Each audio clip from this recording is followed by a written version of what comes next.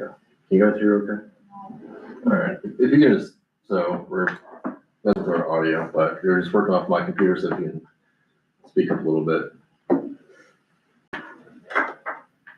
Right, I will start recording my screen.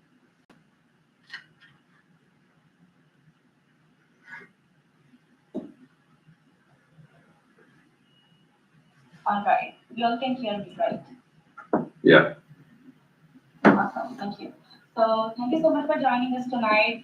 As you all know, tonight's presentation is regarding reviewing all draft chapters, all the major revisions we have done so far after we have looked at it before July. So since last 2 months we were working with staff on making changes to all draft chapters. Um, Okay, so just quickly, the meeting purpose is to review all the major changes we have done and see all the revisions based on all the feedbacks we have received from you so far in this year. And tonight's agenda is going to be the project process, the all draft chapters, review and discussion, and what are the next steps on the project. So quickly, the project purpose for the zoning code is to make sure the zoning code aligns with 2017 comprehensive plan of the city, improve the user friendliness of the code, integrate the design standards and modernize the district and uses, and also streamline desirable development approval, include the objective design standards, and ensure that the zoning code, the proposed zoning code is compliant with the state and federal regulations. So what is the relationship with comprehensive plan towards zoning code? So the, the existing 2017 comprehensive plan is an aspirational document. It's a policy guide, but it doesn't have any regulatory roadways. So planning and zoning code is something that gives a regulated, it codifies what the city has envisioned for it. So planning and zoning code is something that regulates development on ground, which is envisioned by the city. So the scope of work, we are on the seventh task, which is draft of final planning and zoning code. There are multiple subtasks within this. I'm gonna go through that at the end of the presentation, but the first is reviewing all draft chapters with steering committee. So jumping on to the first chapter, the name is General Provisions. So this chapter was named as Purpose and Applicability when you review it lastly, because it only had all the purpose and applicability language that applies throughout the zoning code. But since we added existing additional language such as improvement plan, engineering permit, permit and bond, zoning and building permit, landscape compliance, and right of way improvement from the existing code, we changed the name from purpose and applicability to general provisions. All of these additional language has not changed. It's going to remain as it is. We have just cleaned up for more clarity. But since all of this applies throughout the code, we have just changed the name to general provisions for this one. No other changes have made in chapter 1. So chapter 2 is zoning districts. So in zoning district for residential zoning districts R1, R2, and R3, we have reduced the street side setbacks to match the common variance request. Staff mentioned to us that they are seeing a variance request a lot on street side setback. So we changed that from, for R1, we changed that from 50 feet to 25 feet. For R2 district, it has changed from 40 feet to 20 feet, and for R3 it has changed from 40 feet to 20 feet. So I would say almost we have changed it to half what we were proposing previously, and now what we are proposing now, like half of it. And we have also introduced a footnote for the new building, for the building height flexibility. For example, the applicant would get a maximum of 40 feet of height if additional setback is provided. For example, like if for 1 foot additional height, they will need to have additional 5 feet, additional setback than what is required currently. Um, for the commercial district, C1, C2, and C3, we have reduced the street side yard setback from 30 feet to 20 feet in C1 district, from 30 to 20 in C3, C2 district, and in C3 district it has changed from 60 feet to 40 feet. Even though we have proposed these numbers, according to what we have seen, we are open to discuss what we think about this newly proposed addition to the setbacks, and we can also take any feedback from the public as well. We have also included a footnote for the commercial district that all the properties fronting the statecraft field may be treated as side or rear yard, and it needs to be determined by the planning director. For the industrial district, if you could remember from first or second steering committee meeting, you had suggested us to change the consolidate the I1 and I2 district to a single industrial district. So we have changed that to just one industrial district and revised the street side yard setback again from 40 feet to 25 feet. For the conservation O and public and institutional PI district, for conservation district, we have changed the front yard setback from 100 feet to 80 feet, and for street side yard, we have changed, revised that from 100 feet to 80 feet, and for PI district, the front yard has been revised from 80 feet to 60 feet, and for street side yards have been reduced from 80 feet to 60 feet, and the building height is changed from 30 feet to 50 feet because in PI district we will be including the government buildings, the schools, and institutional. Just to make sure all those building gets conforming, we have changed that building height from 30 feet to 50 feet. So, any questions so far? Just as a quick reminder, going back to street side yards, that's applies to corner lots.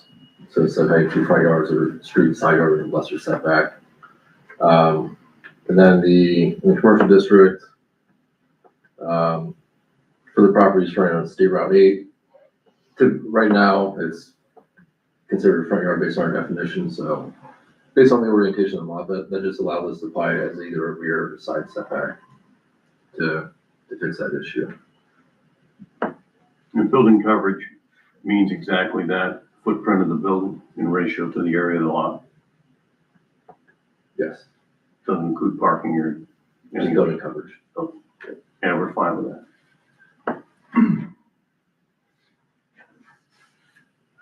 Is that a defined term? Is the building coverage defined? We'll have to double check. Yeah, I need to double check, but I'm not defining it currently, but I will get that added in. Okay.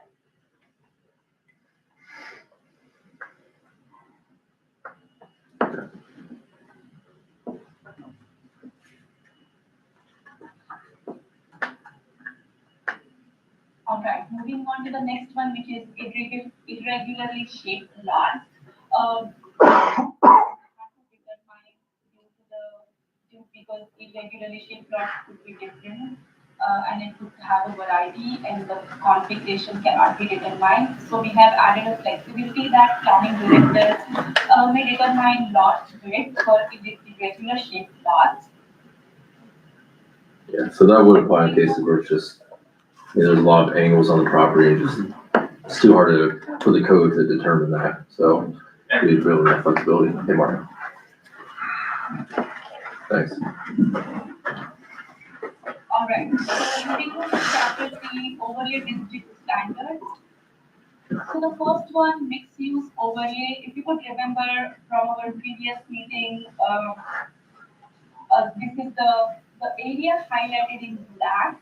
If you could see, is the proposed mixed use overlay district. We just added an applicability section that it applies property throughout Darrow Road, and which is between Kent Road and Graham Road, as shown on the proposed zoning map.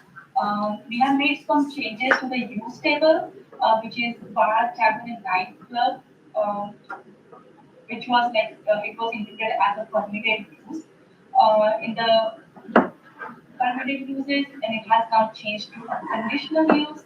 For financial establishment, it was not allowed previously in our previously proposed draft, but now we're including as allowed by right for the construction related temporary uses. It was not permitted in the previous draft, and now we are changing that to be allowed by right.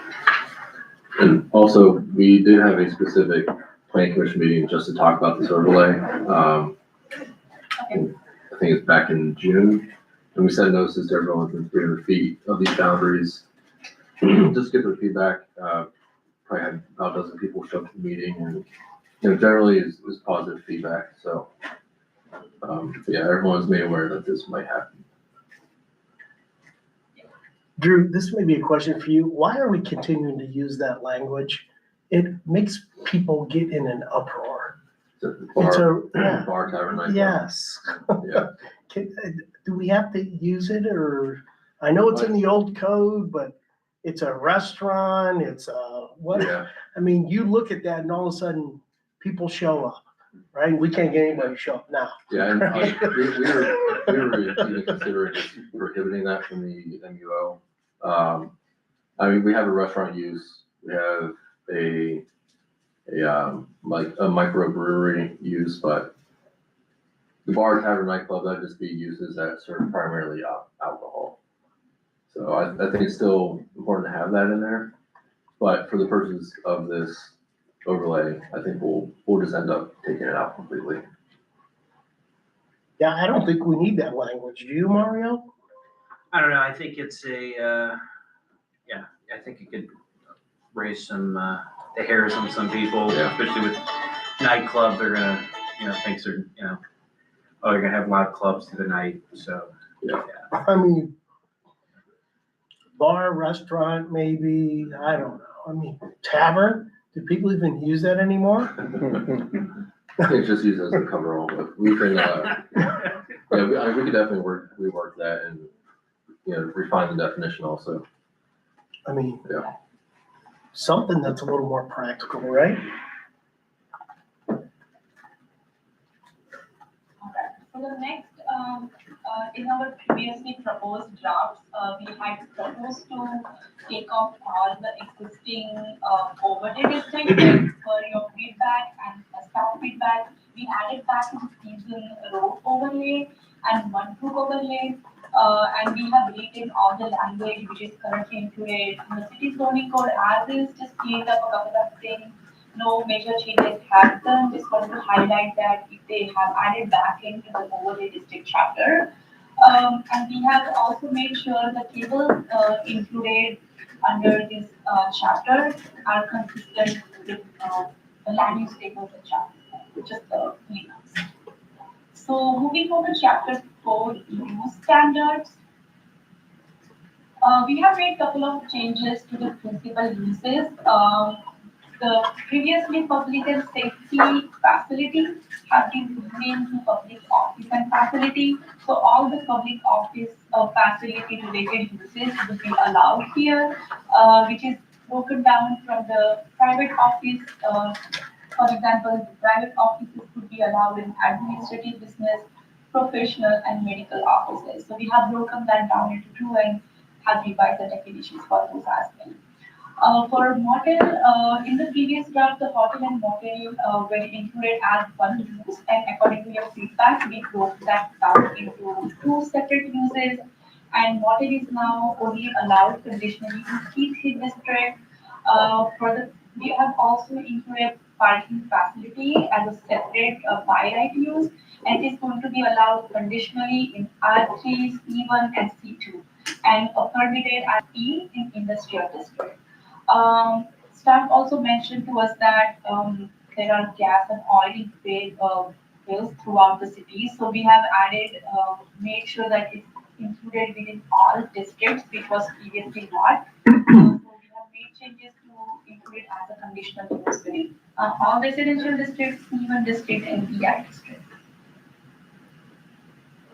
For the accessory use, we have added a couple of new accessory uses in here.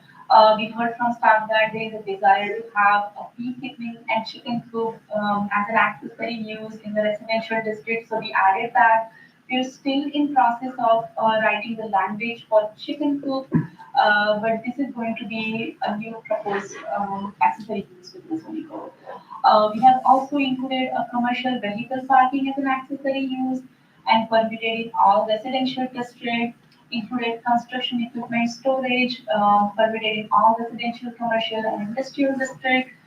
Swimming pool was not included within, permitted within all conservation and public and institutional district, which is now going to be a by right use within ONPI. We also included a public art as a separate use. We heard from staff that it is desiring to codify public art language in the zoning code. So we are also including to allow public art as a permitted use within all the districts. We are still in a process of finalizing and drafting the language of public art, supplemental standards from public art, but it is going to be about how it should be maintained and how it should be approved and reviewed. A couple quick comments. So chicken coops are becoming very common now, and we're getting a lot of complaints about them. So yeah, we're still working on the supplemental regulations, but that would likely entail just larger setbacks from property lines, maybe like 25 feet from property lines, screening, and number of chickens based on the size of it. But So if we have free range, it's okay, right? what's that? Free range, Key West. That includes, Why? it includes regulations on the runs too, so. But yeah, it's become very common, so we feel it's necessary to regulate. And, public art, we just started working with a consultant for a public arts master plan. So they gave us some language that they recommended in the zoning code, so we're still reviewing that, but like Eva said, it just involved, a lot of maintenance of public art in case it ever deteriorates, and, how it gets approved, whether administratively or through Arts Commission. So Zach, go back to chicken coop. Yeah, What's gonna be the change what's the update? What's the revision? yeah, I mean, right now, we don't have anything for chicken coops, they're just treated as accessory buildings, and that's it. So what we would do is, like I said, we'd have a, So I'm driving down Stow Road, I see Yeah. the residential house on the left. Yeah. That's all allowed, right? yeah, I mean, it'd still be allowed, it's just it's gonna be regulated differently than accessory buildings. It'll have larger setbacks from property lines, maintenance requirements, and the total size of it, there'll be restrictions based on how much accessory building size you already have, and the number of chickens based on the coop size. So clean it up for me. Old to new, what's it saying? That's what I just said, we don't have anything right now. The new will be everything I just said. The new will be what? Everything I just said, larger setbacks, Okay. there'll be number of chickens regulated based on the size of the structure, and maintenance requirements.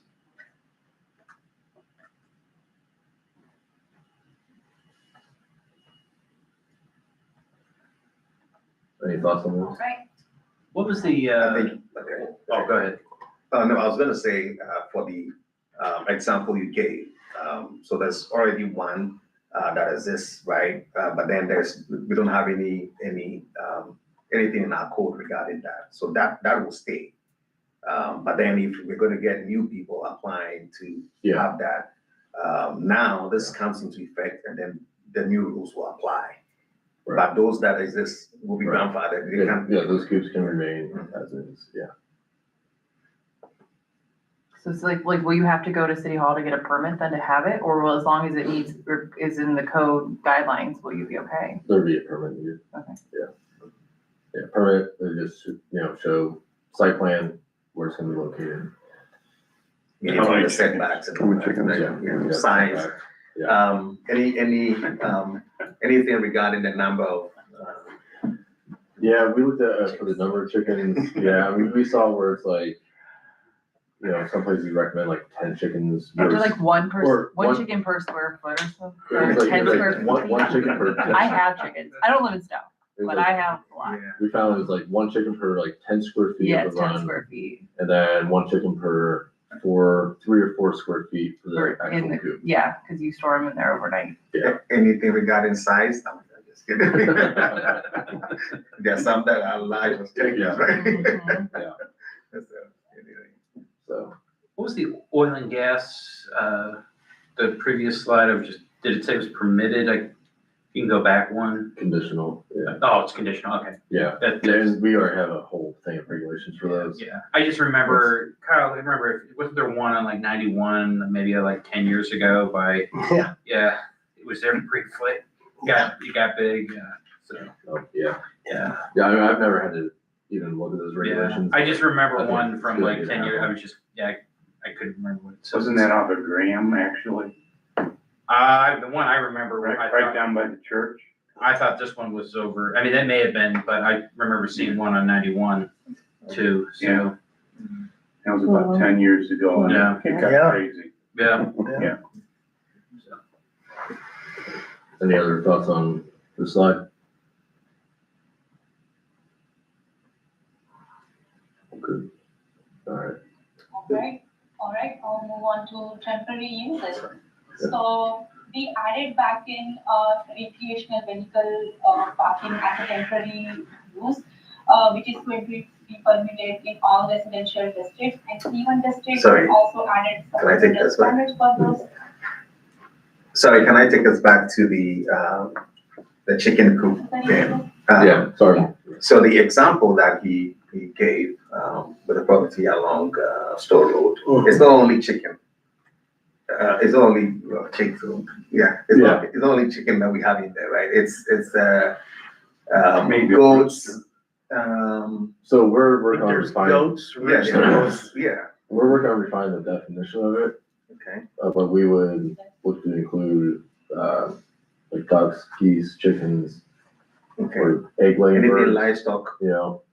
No, okay, yeah, we're just focusing on the birds. okay, all right. Yeah. So that would mean, okay, for those who already have it, because over there, I see they have, Yeah. everything in. Yeah, just focus on those coops. Okay, Yeah. all right, so then going forward, that will only apply to that, but Yeah. people can bring livestock in and. Yeah.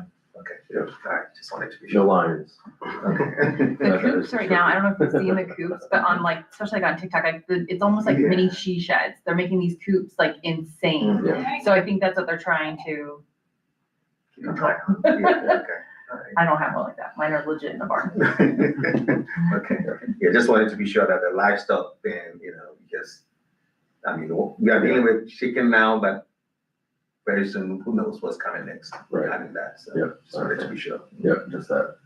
And the recreational vehicle parking, Mhm. that can't override a homeowners association who doesn't permit it, correct? Correct. Separate entities, separate regulations. And we already have this now, which is putting in the code, it's, you can have a recreation vehicle, it's parked in the front yard, has to be on a hard surface. So Say it again? if you have like an RV or a boat or a trailer, if it's in the front yard, has to be on a hard surface. That's really all we have. So we're just retaining that in the code. Like a driveway extension. Yeah. Is there a time limit on that? Like how much? If it's within 20 feet of the right of way, you can have it there for 14 days. So somebody lays down like a bunch of, like it's not concrete, he just puts a bunch of stone down next to the drive, that still counts, right? Yeah.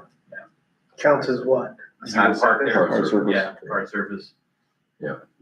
I don't have to maintain it like that, once they grows through with grass and everything. Because there was a situation over on Robin where people were parking cars on the grass on the side of the driveway, and then there were some complaints, and then the owner put out some gravel, and then now people park there, so it still counts as a hard surface. Yeah. Yeah.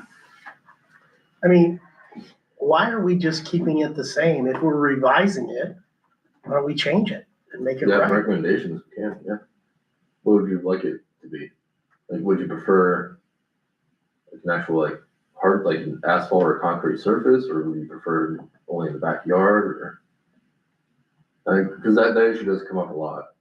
All the time. Yeah, I mean, I've Yeah, gotten calls on it. Comes like, up all the time. Yeah. We should be, Yeah. from old to new, it should be written, Yeah. it should be a revision. Yeah. Right? Yeah, I mean, yeah, we can change it. What do you guys recommend? I mean, would you, I guess my question, is your issue with them being on, like, the option of doing gravel or them being in the front yard? Because oftentimes people like put their trailers in the backyard on the grass, and it's not really an issue, you know? Yeah, I know usually the concern is when it's in the front, right? Yeah. And people want it behind and tucked away. Yeah. Yeah. I think the visibility from the front, and then, I mean, I would say too, I'd have like a hard, like asphalt, concrete surface, and not just somebody pouring gravel down. What do they say? What's best practice? They rewrite it all the time. Yeah, I mean, that one, Hema, if you have any recommendations on recreational vehicle parking and the location for it, but I'm sure that's something that's so minute for every city, you know, everyone's a little different how they do it. I think too, you also have to figure out, remember, like it was previously stated, there's HOAs, like Canby Farms is not gonna let them just, throw in a gravel driveway and park an RV there. Yeah. You know what I mean? They're Yeah. gonna let you put a driveway extension once it gets approved by the board for your 16-year-old son to park his car there. Right. But, but in the same point in time, you can't ask then people over on like, Berger and Conwell who have gravel driveways then to put a concrete extension when they haven't even put a concrete driveway in. Right. So you know what I mean? It generally it just kind of is neighborhood dependent. Yeah.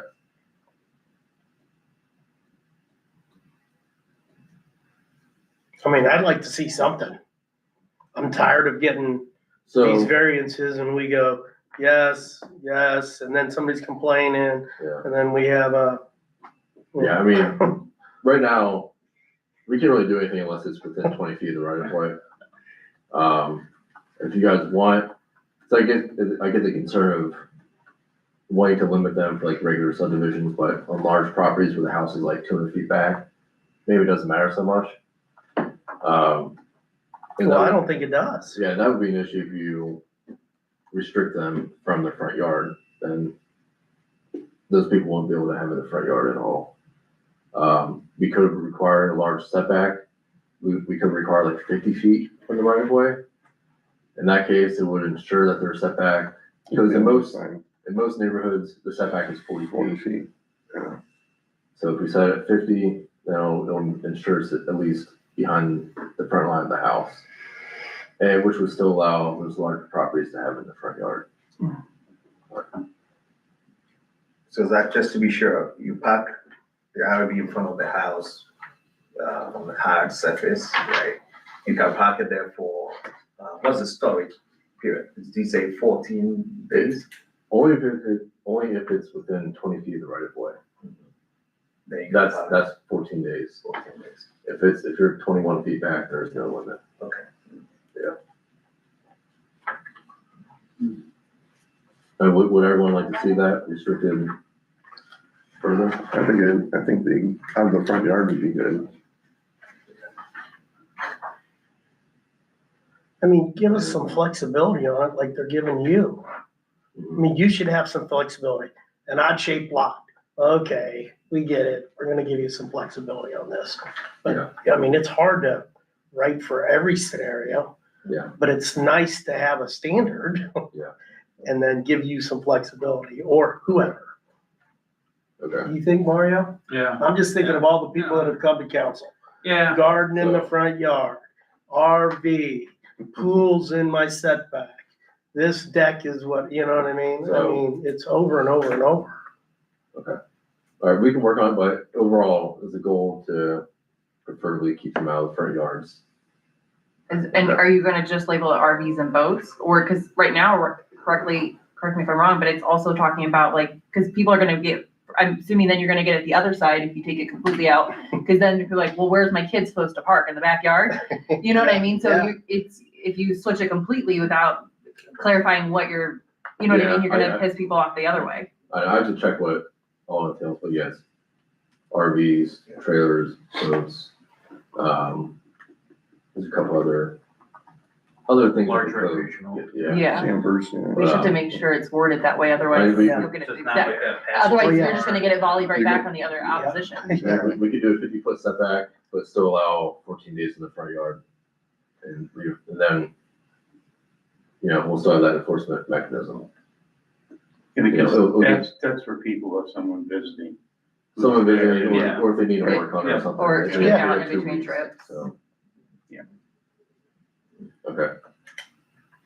All right, we can do that. So what I can understand from the discussion is we are changing the 20 feet requirement to a 50 feet requirement to allow some flexibility. Is that correct? Yeah, Okay. Okay, I'll get that supplemental standards changed after this meeting. All right, so the next one, we are also going to include supplemental standards for flea market. We don't have added in that yet. The language is still in process, but just wanted to highlight since this is going to be included later. All right, moving on to chapter 5, subdivision standards. No major changes have done, including a couple of things such as lot and setback standards for the flat lot. We have just added a note under the table that front yard setback should be measured from the access point of the property. And added in the prohibition language for the double frontage lots that they are prohibited in the city unless the elevation prevents the access. These lots needed to separate from the arterial, or these lots are on the corner side. We have also added in some exceptions that reverse strip along arterial should be needed to the city. Plat must state that no access across a reserve strip. And city requires 6 foot decorative fence and masonry wall, also a 10 foot planting screen. Previously we had included the landscape strip and street trees, but the language regarding administrative adjustment for some of the deviation was missing. So we have included language that the city engineer may approve those adjustments for those deviations. Or moving on to chapter 6. Are there any comments on chapter 5 before we move further? yeah, engineering has reviewed, there's a lot of engineering requirements in here, and then we fixed the whole temporary cul-de-sac thing, there's street segment lengths now, and the turnaround, I can't remember what they're called in code, but we have temporary turnarounds and a maximum street length to solve that issue, so. Roadway stubs, thank you. Going back to the RV parking, did we determine it needs to be a hard surface? Or is that just, we did the 50 and the, I think 50 feet. that's it? Yeah, I think you brought up a good point with people having gravel, and that would be, just, cause some issues. So we'll leave that part. Yeah. They're still able to put on gravel or, okay. All right. Yeah, we're good. Okay, awesome. Moving on to chapter 6, general development standards. We received a feedback from you to change the color temperature of the LED from 2700 to 4000. So we have revised that to a minimum of 2700 to a maximum of 4000. We have also added an exception that for the decorative and pedestrian LED, it is okay to have a less than 2700 of color temperature, and all the additional lightings are exempt from this requirement. We have also added in a new language that the lighting should not be directly on the residential or public areas, and the foot candle should be less than 0.2 at the property line, just to soften that lighting on the residential properties. Previously, we had the Mudbrook language was missing from the existing code, so just wanted to highlight that we have added that back in, that it has to be compliant with the chapter 933 of the city's code of ordinances. No major changes have done, just added the language. moving on to chapter Any, 7. or, sorry, we had a question, yeah. Yeah, so if you could go back to the color temperature, I see we've revised to a minimum of 2700 Kelvin.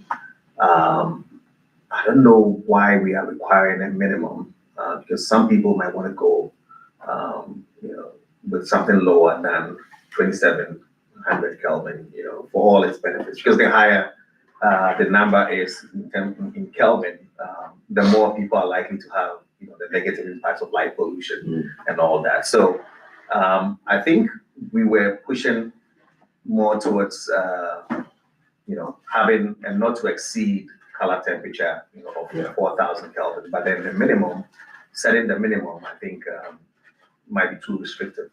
Okay. So giving people the room to go lower than 2700 if they, Okay. dimmer lights and all that. They like that. I think that's more directed towards parking lot lighting. Cause there's that exception for pedestrian that can go less than 2700, but yeah, I get that. I mean, again, the Kelvin thing is kind of out of my expertise, but, Yeah. yeah, we could just make it a maximum 4000 Kelvin, leave it at that. Yeah. Yeah, we can change, take that, 2700 off and just keep the 4000, so it's not a cap. What's the standard now at the property line?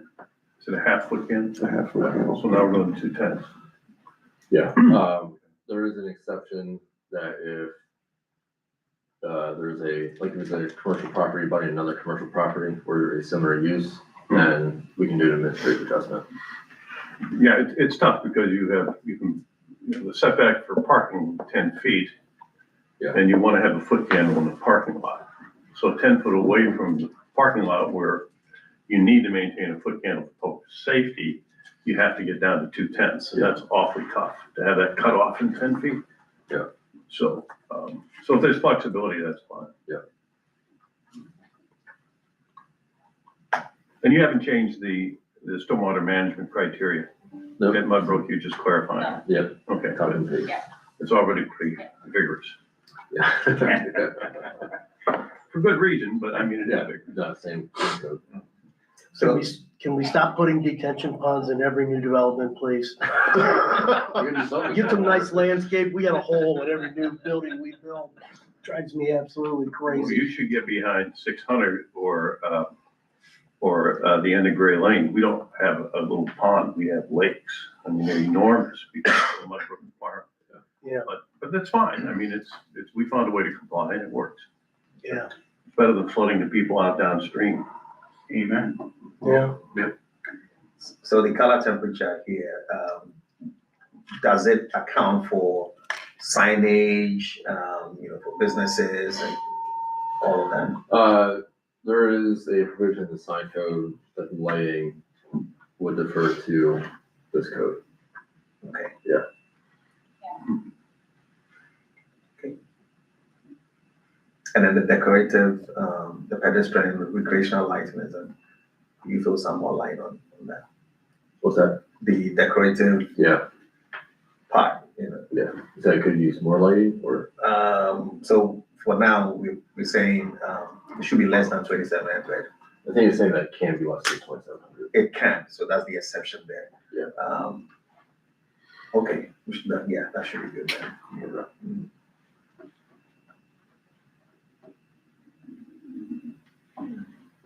All right.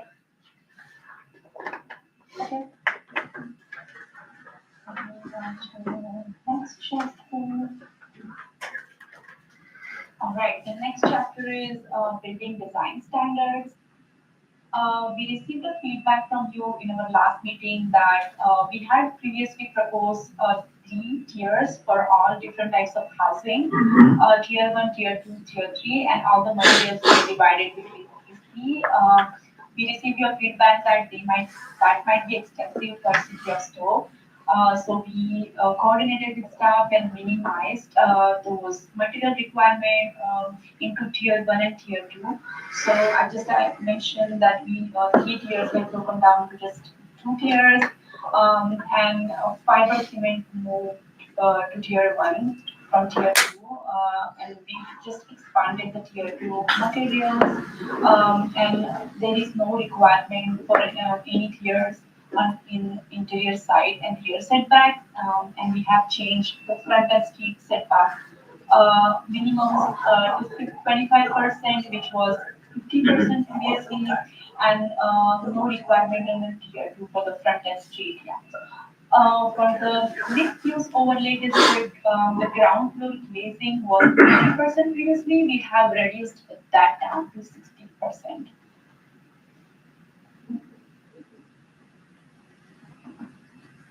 So the next one, townhomes, we just made sure that all the prohibited materials included within all types of housing are aligned. So we found the air and just made sure that all the prohibited materials in other housing types are also prohibited in townhomes. And for design standards, we added that the attached garages on front elevations are prohibited. Same, we just revised 3 tiers to a 1 and 2 tier, and consolidated all the materials in from the tier 3 to tier 2. And for front and street side setbacks, we just maintain the percentage requirement as it is for front and street side, and took off the percentage requirement for interior side and rear yards, which was previously 25% for a tier 1 and 75% for tier 2. For the duplex, triplex, and quadplex, same, we just made sure the prohibited materials under all these various types of housing is aligned throughout, and just reduced the tiers down to 2 tiers, and interior side and rear yards, no requirement or percentage requirement for the exterior cladding, and for which was previously 25% for the tier 1 and 75% for tier 2. And for front and street side setback, we just maintained as it is from the previously proposed percentage for cladding from minimum 50% to maximum 50% for both tier 1 and tier 2. So, are there any questions on these revisions?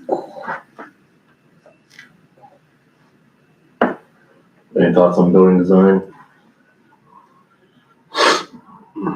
As a reminder, so tier 1 materials would be, it's like commercial, that would be brick, natural and manufactured stone, and architectural concrete masonry units. And then tier 2 would be fiber cement or smart siding, architectural metal panels. You can have synthetic stucco or EPIS, precast concrete, and architectural metal panels with a maximum joint pattern of 4 feet by 8 feet or 2 feet by 4 feet. Also want to ask you guys, what are your thoughts on corrugated metal siding? Whether that should be prohibited? Prohibited right now, we have is vinyl siding and unfinished concrete block. Is that popular or being more Corrugated metal? corrugated metal? I've seen it used for unique designs. I think it can look good. But there's also maintenance with it. Yeah. They can rust easily if they're not maintained, but I don't know. I struggle with it. I think they can be used it in the, they can use it in the right way, in a good design, but Can also be pretty bad. so, we can, let's prohibited material. Just want to know what you guys thought about it. I've been struggling with it for a while. I don't know which way did it go. Any thoughts? I've seen an awful lot of poorly maintained. They don't look good. Yeah. Lots of government buildings. Not city, but Yeah, they kind of. federal government, Okay, military bases, et cetera. okay. Call it architectural corrugated metal panel, and then prohibit industrial healthy corrugated metal panel. Oh, there you go. That's great. It's subjective, and you can decide based on the project whether it's Perfect. architecture or industrial. Great Yeah. idea. depending on the way the designer has chosen to use it. Sure, You're welcome.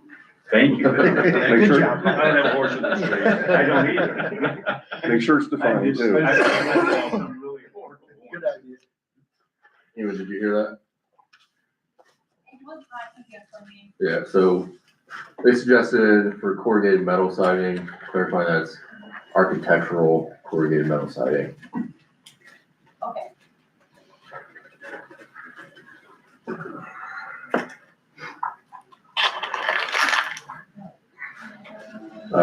Yeah, but for the rest of the building designs, we did scale everything back a little bit.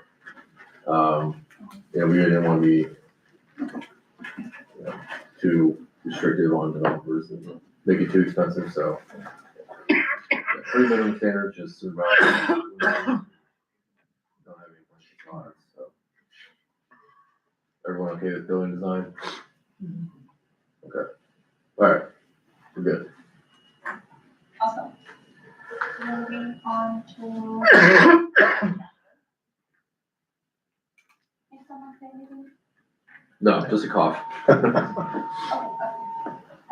So, chapter 8, social gathering and open space, tree preservation and landscape standards. So, under the social gathering space, we just revised the applicability section that for in this overlay, it requires for all new development and for all other districts, it requires for site that are more than 20,000 square feet. We added this language according to last year.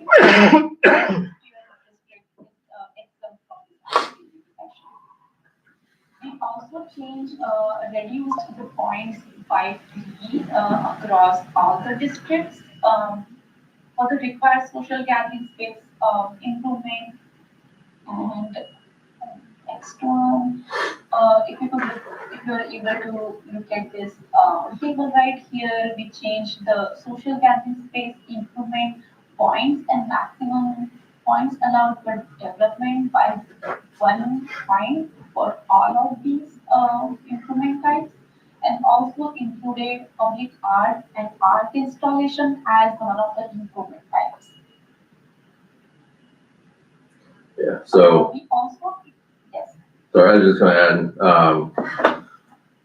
so social gathering space, in most cases, they have to, well, probably almost every case, they have to provide less than 1 acre of social gathering, so it'd just be 7 points, or even just 4 points for, most commercial districts. So we just set it up so that they don't have to provide 1 of these uses instead of multiple. So if we're getting a new multi-tenant retail building or something like that, they can provide some seating outside and that would qualify. Yeah. Any questions on that? Okay. All right. Okay, moving on to the next slide. We included the natural landscape area language because the city's current tall grass ordinance, limits grass and width to 8 inches, and some of the residents were desiring to have wide yards, and it was violating the tall grass ordinance of the city. So we added this natural landscape area language in this chapter, which provides flexibility for native and wild landscaping, and the application of this section is outside of the requirement of those landscape area standards. And maximum 50% of pervious surface required, 15 feet setbacks required from the property line, any building in right of way, and public parks are exempt from this natural landscape area requirements. Any question on that? So this is something else that we get a lot of issues on. People try to do these wild yards and they just let their grass grow and then we gotta cut it. It's taking So this is something else that's becoming a lot more common. We always get complaints on every summer. It's always an issue because then we gotta argue what's grass, what's a wild yard, So this would have regulation, they have to submit a landscape plan. there'll be maintenance requirements. So in case it gets bad, we have enforcement mechanisms. Yeah, we took this we reviewed this chapter with Urban Forestry Commission, just this week. Got some feedback from them on this, so I think we're gonna at least reduce the setback from buildings, for this requirement, but yeah, overall, I think it'd be good to at least have some regulations for these. Does it handle the neighbors pissed at the wild neighbor and their yard? So is there gonna be separation? 15 feet. So you Yeah. can have your little wild yard, but you gotta have 15 feet setback? Yeah. 15 foot If setback? they have like an existing wooded area, that doesn't count, obviously. But anything outside of that, 15 feet from the property lines, and it had to be marked by some border, whether edging or a little garden fence or something, something to mark it out and shown on a site plan. So what was the recommendation of urban forestry? Cause they like all the wild stuff. Yeah. We don't. Council doesn't. So maybe a little bit of clarification to that. We like the wild stuff, but we like it done right, right? Yeah. So it's Well, that not. helps. Very loud problem. Yeah. So done right in the sense that, the concept of, having wild yards and all that, there are rules, or guidelines regarding that. But oftentimes you find people wanting to do that and they want to do that with it, maybe exploring more on the wild side of things and, without any guidelines or, anything. But it has to be done within some parameters and, which, here, I think that's what we're trying to do here by defining which parameters that should fall within, in the absence of which, you are clearly in violation. So we didn't provide too much flexibility, right? No, I mean, we limit, how much of the yard can be used for it, and the setback. Those are the biggest regulations for this.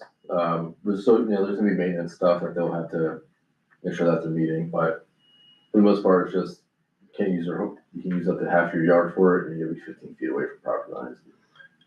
This is a common one. Yeah. Ward 4, Ward 2, I mean, they're Oh, yeah, everywhere. they're everywhere. Need to make sure you tighten this one up. So Yeah, it's I think it's in a good place right managed now. correctly, because Yeah. we're tired of hearing those people. And what you see happening in other cities is that during those months, like the Grow More Me movement, and Mhm. so they know, during those months, people are going to want to do these wild yards. Yeah. And so the city opens up a page, where people can sign up. And so we know this property is there, this is how much of a wild yard they're going to grow, what size, what demarcation and all of that. And then, therefore, resources are provided, to them in terms of, how it should be done, how it should be maintained. So that it's not just, you going Yeah. wild and, off the chain, off the rack type of thing. Yeah. But, making sure that people are following the whole concept, which will reduce, everything that goes into the lawn maintenance or the pollution that comes with that, or the carbon emissions that comes with that, all the benefits, but then it has to be done a certain way. Other than that, it defeats the whole purpose. Agreed. What about like the ornamental grasses? Is this different than ornamental grass like people can have in their property? The clumps you see they cut down every year, they'll grow in the summertime and they get to be 3 or 4 feet tall. Mhm. And then all of a sudden, they Yeah, come it's back considered and more a traditional like shrub. it's or more like a perennial. shrub. It's a perennial. Yeah, exactly. I don't think you're talking about No, that. no. Yeah, that's Okay. a That's not what perennial. we're talking about. Yeah, Okay. that would be I different. mean, obviously, this code would then prevent them from coming in and being like, well, this is, my whole front yard is zebra grass, you can't do Right. that. Okay. Mhm. Yeah, kind of like that picture there. That one, that thing in the center is a perfect example, but, I've seen some of those things go up to 5 feet high, maybe. That's probably what that is. Mhm. Exactly. So Zach, from the complaints we've got, you feel like the revision's got a handle on this? Oh, yeah. Yeah, I think the code we ever have is good. We got some, we borrowed some from Townledge, I think Akron has some. So we took that in, modified it to what works for us. Yeah, they submitted a landscape plan, city arborist would review also. Just make sure the plantings are correct and consistent with what they want to do, but.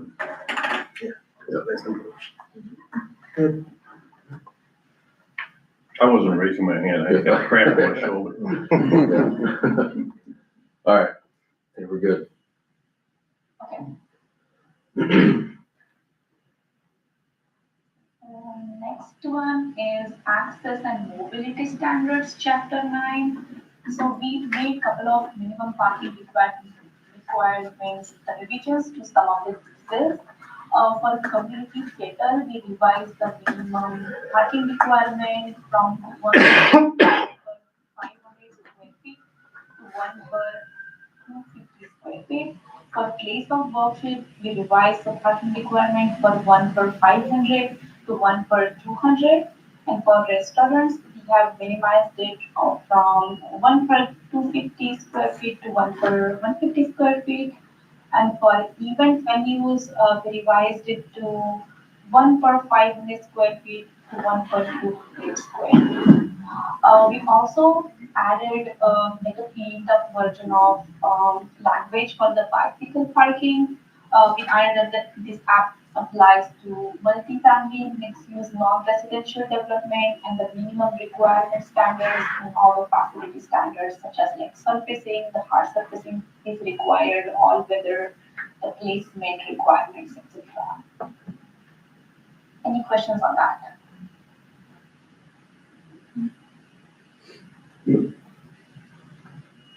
Good, yep. Okay, awesome. Moving on to chapter 10, science standards. Oh, boy. You're getting another one next time that we disapproved yesterday. You approved it? Disapproved. Oh, yeah, you guys disapprove them all. Not all of them. Just about. Moving on. Just about. Then we gotta listen to residents say, So in chapter 10, science standards, we added the exemption language that no illuminated signs under 10 square feet. Non-illuminated signs under 10 square feet are exempt from the permit requirement, and all permanent signs must use a rigid material. For wall standards, we standardized that across all districts. It was previously varied between various districts, and we just revised the maximum area for the wall sign to 7.5% of wall feet. Real quick, the rigid material just to prevent somebody from plopping up a banner on the wall or over a monument sign and calling that the permanent sign. So if it's have something that's not flexible, something rigid. and we've had those in the city. Yeah. A lot of them. Okay. Okay. Next one, single tenant monument sign. The area has been, for the residential district, has increased from 25 square feet to 32 square feet. And for mixed use overlay district, we have reduced it down from 50 square feet to 25 square feet. For the multi-tenant monument size, the maximum area we have added 75 square feet across all use types. It was varied between all use types previously and changed the height up to 12 feet allowed with increased setback. And we also added tenant panel limits. For the master sign plan, it was previously approved through planning director at a meeting. Revised that to be reviewed and approved through a planning commission. So again, Any questions on this slide? yeah, the master sign plan can be for, it can be for multi-tenants or plazas or large developments where there's a lot of signs, and it might just make more sense for them to do a master sign plan where they pretty much write their own zoning code. They can determine how many signs, the sizes, they can determine colors if they want. But we work with them to write that plan and then bring it to planning commission for review and approval. Any questions on signs? I'll be quiet. Good. Alright, I think we're good. All right, next one, floodplain development standards. If you could all remember from the previous meeting, we have not made any changes to your existing floodplain development standards. Just take the code as it is and do that no major revisions we have made after we have made previously. Just added the definitions from this chapter to definitions chapter of the proposed code. The next one is the review, decision making and enforcement and procedures, chapter 12. Just wanted to let you know that this chapter is still under law department's review. So there might be some more changes after we receive any feedback from them. But for this meeting, the major revisions, as we just mentioned, we have included the master sign permit plan process. It was previously missing in the chapter. So we have changed the review part from planning manager review to a plan commission and review and approval. That's the only change we have made. Then- Yeah, that's also our enforcement and penalties. Right now it's kind of all over the place in code, so we're just gonna centralize it. There's also some violations that take up to 30 days in our code. We're gonna take that down to all of just 15 days. Obviously, if there is a violation, we always work with the people to resolve it. So it just, instead of having to wait 30 days to do anything, we'll just take it down to 15 and make it a little quicker. And I did talk with the law department this week, and they reviewed almost all of them so far, and they don't have any major changes, so. Where's the digital stuff on the signs? Digital, It's a different chapter? Or is it in this chapter? no, it's in chapter 10. Yeah, that's the maximum digital sign area is 75%. Right now it's only 33. So we're going to increase that to 75%. And we took out that masonry. We're increasing it or decreasing it Increasing the allowable area, for the, electronic area. for they can have more? Yeah. And it doesn't have to be a monument. What's that? We eliminated the monument piece? Or No, the surrounding, whatever we have on the surrounding? Oh, the masonry around it? Yeah. We took that out, yeah. Yeah, monuments are still required, but they can also do, and we had a bunch of sign types. There's post and panel signs, there's projecting signs, and so we kind of covered all of the bases. But yeah, electronic, we took out the masonry perimeter around it, and we increased the allowable area to 75%. Which would eliminate a bunch of our variances Yes. that we've seen over the last Yeah, I mean, we've seen some for 4 years, 6 years. we've seen some for 90%, so I mean, they'll still come up, but Yeah, I get it, but Yeah. we're eliminating that. Yeah. Right? And we want to make your sign legal. Yeah, I'm sure it's not. It's too much square footage, isn't it? we got a bunch of variants. You didn't vote that one down, I hope. A couple of times, not Yeah, the I last time, but the first 2 times. Well, it's better than that construction sign we got out there. That should have been thrown away months ago. Yeah. Okay, we're good. Okay. You want to take a truck to it and drag it off, aren't you? I'm ready. We have made no changes to this chapter since we previously reviewed it. So last one, chapter 14, definitions. As I mentioned previously, we just added all definitions from the development standards to this chapter to make sure all definitions are consolidated into just one chapter. We also added those new land use definitions from chapter 4 to make sure the definitions align with new land use added in. As Matt mentioned, we will still be working on some of those uses and refining the definitions on chicken foods and all those uses. We also added the definition for garden fence and separated the definitions for hotel and motel, revised the yard type definitions for clarity, and also revised the public art definition according to the recommended language from the city. So any comments or questions so far in this? We're I call them the Miller's Landing clarification definitions, so we don't, what chapters are those in? Where are we? Definitions, All be covered in 14, okay. If you remember, we took out Yeah. temporary cul-de-sac. Yeah. So street segments are defined in the, Roadway subs. roadway stubs are defined, so, yeah. Is that what they're called? Roadway stubs, yeah. You've been so Thank you. quiet. Yeah, any questions on, I mean, we cover all the uses with definitions, all the terms, everything's defined, so. Right now, there's a lot of missing definitions, so we're fixing that.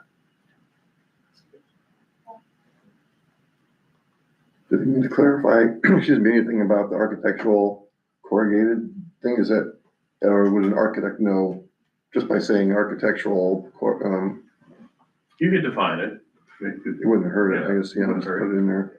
And Just in and you case. could differentiate it at that point from the standard industrial corrugated metal panel. So you don't want a Quonset hut, right, which is Right. typically. Exactly. Right. But I agree, the profile, you see it from time to time when it's done to accent, someone's architectural interpretation Yeah. Sure. of the use. Yeah. Yeah. Sometimes you want to give it kind of that industrial feel, so it's, Sure. yeah. But it's got to have a good finish, and Yeah. it's just not a piece of, Right. 29 gauge corrugated metal that will rust quickly. Yes. Yeah, and we still want to allow for flexible development, we don't want everything to look exactly the same. Yeah. So, and we don't want to be too restrictive on people, what they want to do.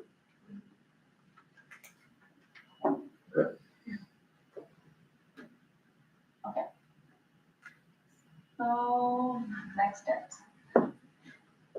We are on the seventh task, and first was reviewing all the 4 chapters with you and taking lessons from you, and we're still finalizing some of the sections as I mentioned, and we are in process of creating the diagrams, and those will be added in before the open house, which is on September 22nd. The open house is one of the pre-adoption public outreach process, and after that, the code will be adopted. The process will be planning commission public hearing somewhere around October, and then city council adoption. I'm sorry, what was that date? October? September, oh no, Yeah, so we're hoping to get this to the planning commission, what's that? Is that October 8th? I was trying to get, spread for a second. the community open house, I think is October October 14th, What did Planning they have commission. after talking to and then council city members? council after that. Yeah, we like to, we're very close, to wrapping everything up. Like Kina said, we're gonna have the open house next week. We appreciate if you guys can make it to that. I didn't hear the damn, sorry. The open house will be September 22nd. I'll send everyone an email, Okay. follow-up email after this with the dates. Be September 22nd at the community/senior center at 6 PM. You'll get to meet Huma in person. And then after that, and we'll get more public feedback from that. We'll incorporate any comments that you guys had tonight in the code, finish up our reviews and law reviews. Then the plan is to get this to planning commission by October 14th. Zach, not to hold these guys up, but I have a lot of respect for them. Yeah. What we talked about, has that been, where's that at? What's that? When I was talking about Miller's Landing, because Mario reminded me of it, their recommendation was to cram even more houses in there.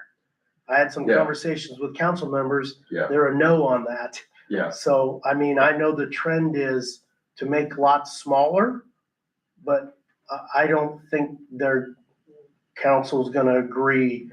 In other words, it came up with the rewrite. Oh, Kyle, you 44 houses in there, you want 66? No. Yeah. Right? I don't know if I want 44. Yeah, we Right. have gotten that feedback, and from the public too. We have to reduce lot size requirements for residential. Cause we decreased them in the code, right? Yeah. In the rewrite. Yeah, because there's always non-conforming lots. So Right. we brought down to like 20% non-conformity instead of 60%. It was a significant reduction, so we'll probably scale it back a little bit, just so we get, support all the way through this rewrite, but, yeah, so that'll probably happen, like R1 or R3 went from 12,000 to 7,000 square feet. R2 was 18 to 12,000 or 10,000. So again, we'll probably scale those back. So I guess what I'm saying is, do you guys agree or disagree?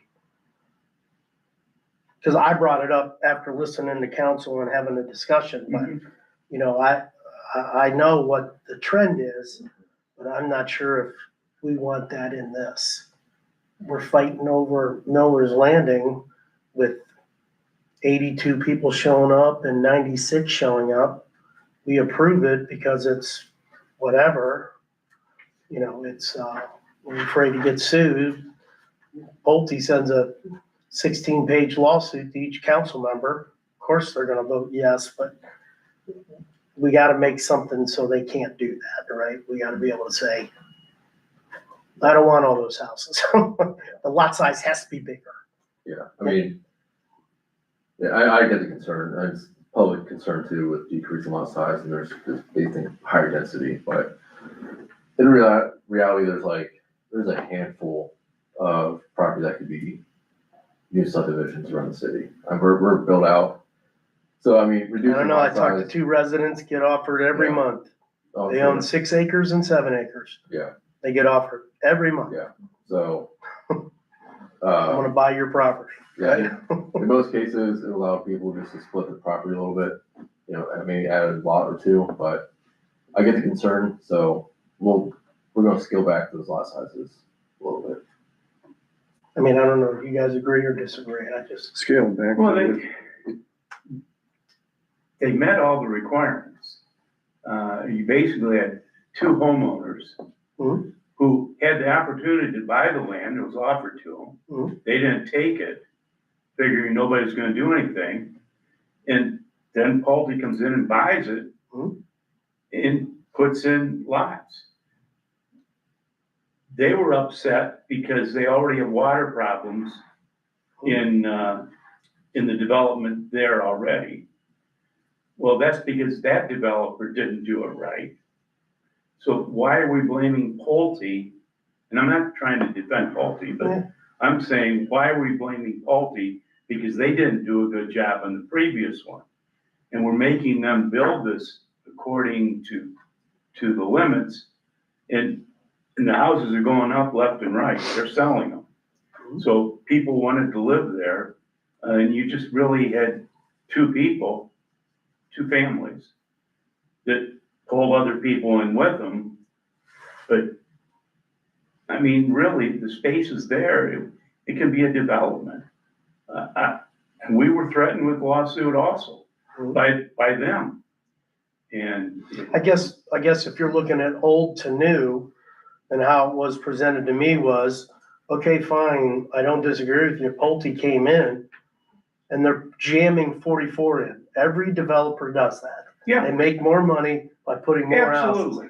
Putting up on, Absolutely. I mean, that's why we have a building and zoning appeals panel, because somebody wants to build a deck, somebody wants to put a pool. Right, But the developers jammed them all in, sure. then they have to get Absolutely. approval for an appeal. Absolutely. My comment is, I just think, I'm not sure if that came up again, I get what you're saying, that I want 66 houses there. 44 is enough. Yeah, it is. I agree with that. Right, I guess so. I had a problem with shrinking the lot size in the new code and then having same issue come up. I agree with you. Now I've got more homes I agree with than what they've already jammed. Yeah. I get what they did. you. Yeah. But that's how it was presented, and I'm thinking, so I brought it to Zach, and I just wanted to make sure you guys all felt the same way. I mean, So if, I don't remember the numbers offhand, but I know we had a lot of non-conforming lot sizes. Does that matter to existing, but it does matter to new. Good question. You know, if you're gonna, what's the difference? Who, I guess, you know, bluntly, who cares if they don't conform? We just have non-conform lots that were already grandfathered in. However, if you have Pulte coming in and said that I can put 66 homes in there instead of 44 or whatever, that's a big deal. So maybe there's a conformity issue of, you know, before or grandfather, if you will, and new. So I think the intent was, That's a good point. there's this pattern across the city where there's just all these non-conforming lots. There's a lot more smaller lots than the code requires. So I think the reduction in size was just to better match what is being consistent across the city. But I understand with new developments, you know, that can mean more lots being Crammed in. split up. Mhm. Yeah. So, yeah, well, I think again, that's important. I didn't realize all that was, that Pulte was doing that. I didn't realize it was a big number like that, 66 to 44. That's huge. And you can't put anything on a postage stamp lot. You know, if you want a deck or a swimming pool or whatever. I was just mean, talking, you know, old to new, and we're shrinking it. No, If they I would say, have no. come in, they would have put more. Yeah, they put more in it, Yeah. and you can't put anything on your lot Right. when you Yeah, build and at it. the same time, I mean, housing prices are increasing. People are looking for smaller lots and smaller houses. So, No, I know that's the yeah, trend. I and get it. That's part of the Yeah. reason too, is, you know. Yeah. So, Nobody wants to, oh, I got an acre. They don't want You acres. They want want to maintain it. want small. But I think circling back to like what makes cities like Stow unique is versus if you wanted a smaller lot, like generally people go to the falls, like they have a lot Mhm. smaller, more standard sized lots. Yeah. Where Stow, you can, you know, still be in this area and you can have, you know, more space for the outdoor activities for your kids and things, but you can also find a smaller lot too. Like you kind of can find multiple things in the city. I would agree. Well, if In you Ward look, 3, you can find a smaller lot. Yeah. That they're, right? But you go over by more like by Mudbrook and you can get, you know, larger Yeah, lots yeah. or obviously Ham Farms, you know, like Yeah. different developments. You can Eastwick. Mhm. so, all right, let me ask this real quick. Would everyone be more comfortable decreasing lot size by just a couple thousand square feet or just leaving it as is? I'd rather leave it as is. I think don't fix what's not Kind of where broken. you're at. Don't Yeah, fix I what's, you know would what I say the mean? same thing. I I think guess, that's what makes the city like so unique. Unique. I think that's a good way to put it. I mean, we understand the trend, but we're here. Right. Well, That diversity, you mean, yeah. Yeah. It's good for many reasons. okay. I mean, no, that's fine. I want to know, want to be on the same page with you guys. So if you're more comfortable with just, Well, that's why I, you know, brought it up, because it was a big issue. I mean, I'm not talking about the issue, I get it. Yeah. But I was just comparing, if this happened after this, Mhm. what would that look like, Yeah. right? 66 Yeah. homes. Yeah, it'd be, you know, let's Yeah, even put whatever. more in there. Yeah, exactly. And I think with the ranch at the city now bought it, I believe there were plans to put over 70 homes in there.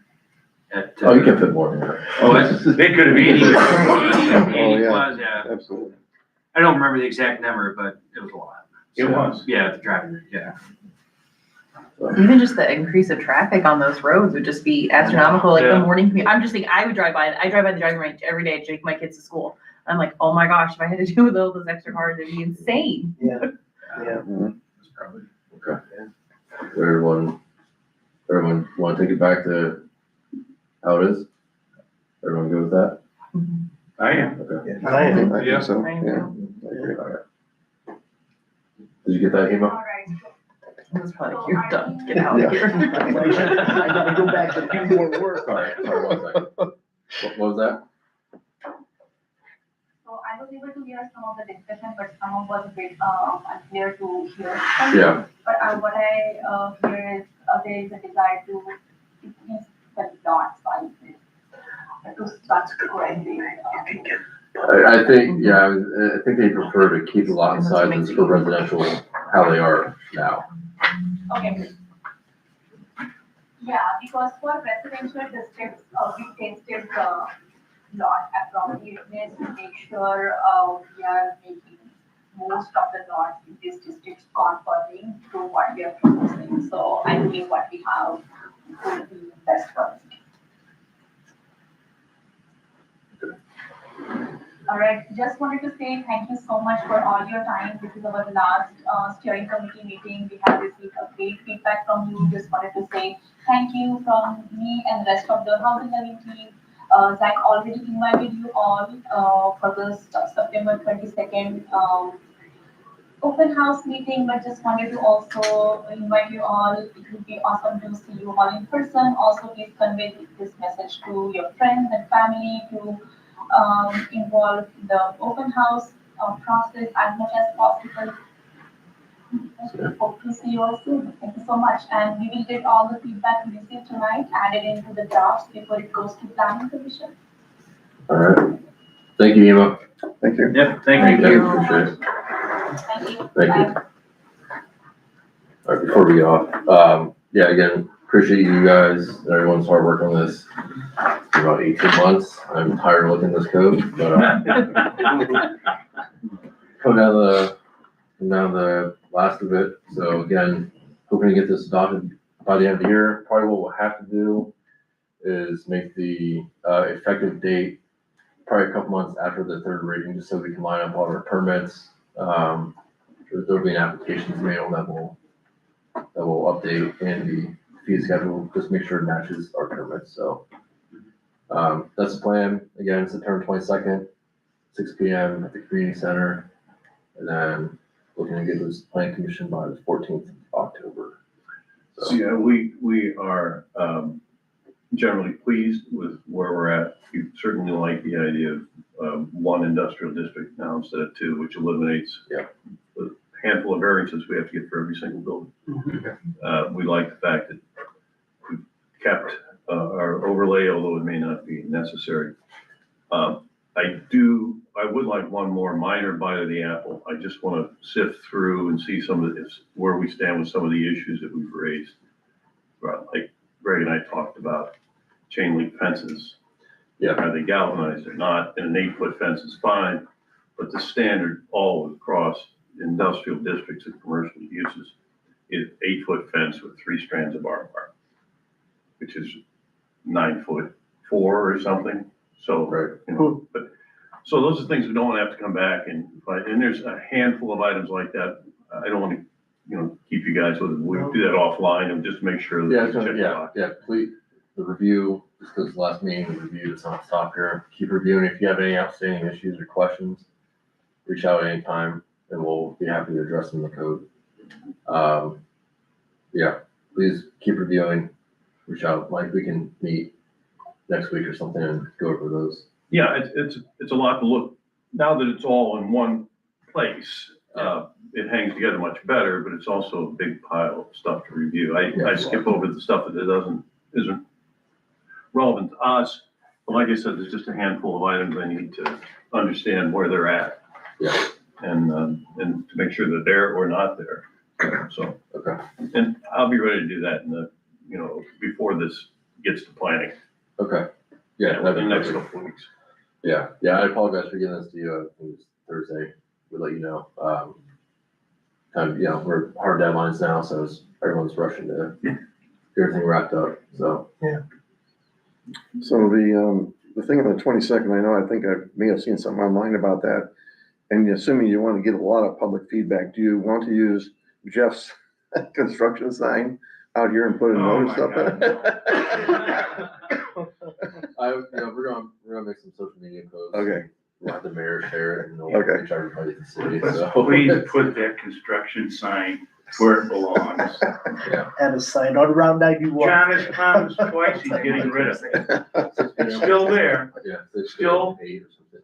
pulsing past events. Yeah. It's my pet peeve. Yeah. Again. You're entitled. You wouldn't know that. What's that? Wouldn't know. Again, thank everyone. I can't force you to do it, but if you want to provide a letter of support that we can attach to the application, that would be a big help. Only do it if you mean it. But, To the public You can hearing say- or to the, so we can, yes, submit it with the planning commission application. That'll carry forward to the council. So the plan with the zoning code update, normally 3 readings and a public hearing. Yeah. Are we going to do that process? Cause not speaking for Mario, but I gotta answer to 6 people on how this is gonna be, and I want it to be smooth and easy. I agree. Yeah, so assuming, hopefully planning commission makes a recommendation on the 14th, and then I go to council on October 23rd. There'll be Third one, reading would be December. yeah, there's one meeting in November, one meeting in December, so the 3rd reading and the public hearing will be in December. We've met with most council members at this point as individual meetings, still waiting on a couple, but Well, the feedback I've heard was just change, you know what I mean? Yeah. Normally, when we do a zoning code update, it's redlined, and then we look and go, okay, what was the old, what's new? I'm not saying we need to do that, but maybe some sort of, Well, the entire thing would be redlined, right? Yeah, yeah. well, we'll do I get that, We'll but do is the there, basics on it. is there some Yeah. sort of summary you could provide? I I'm not emailed- talking yeah, about, Yeah, I you know, emailed I hate council. to say it, the little things, I'm not talking about, Yeah. talking about everything, but The hot topic. the hot topics, yeah. Yeah, I sent council, Chicken I coops. Yeah. Chicken coopers. Miller's. Front yard fences. sent Variances, council, digital signs, right? I sent council a summary sheet, you know, the kind of major changes in each chapter. Yeah, Also sent you guys a spreadsheet, which highlights all the just housekeeping changes and all the substantial ones throughout the code. Yeah. Like we have a list of every code, every existing code section, and where it's being moved to, what's changed in it, whether it's just a basic editing or whether it's a substantial one. is that an easy read or a hard read? It's a long It's a long read. It's a long read. It's Yeah, I an know exhaustive list. But you can go through, you can see which one's substantial and look at that one, at least, you know. Yeah. So you can do that. We have a list of all the new uses for the principal uses, accessory ones, and temporary ones. And we made notes on what's changing with those. We'll send to you by the end of the week, just so you can look at them. But, yeah, whatever information you guys need, we'll provide. But, Yeah, yeah, we want to get anything that you have, any outstanding comments, we want to get those addressed early, as soon as we can. yeah. Well, it's a lot of time, money, and effort from people power. I don't wanna sit there and suddenly we get in front of 7 of us and we're delayed. I'm not saying there can't be a Yeah. question or two. Yeah. But I think if we had some sort of summary. Yeah, I'd like to get those questions in. Yeah, before the I meeting. get it too, you know. I mean, would you agree, Mark? Well, I'm just saying, you know, we don't wanna suddenly, you know, have difficulty, or we've been at it for 18 months. Yep. Yep. And well, I'm just basing mine off sitting in there. You know, Right, I get the trends, but mine go to variances, signs, chicken coops, front yards, millers, you know what I mean? Those just goes from sitting there for 6 years, because that's all I can really relate to, right? Yeah. Yeah. But then when you read it and see it, there's good stuff, right? yeah. Okay. yeah. Appreciate all you guys, it's been Yeah. a long year and a half, so really appreciate it, thank you. Yeah. Thank you. Yep.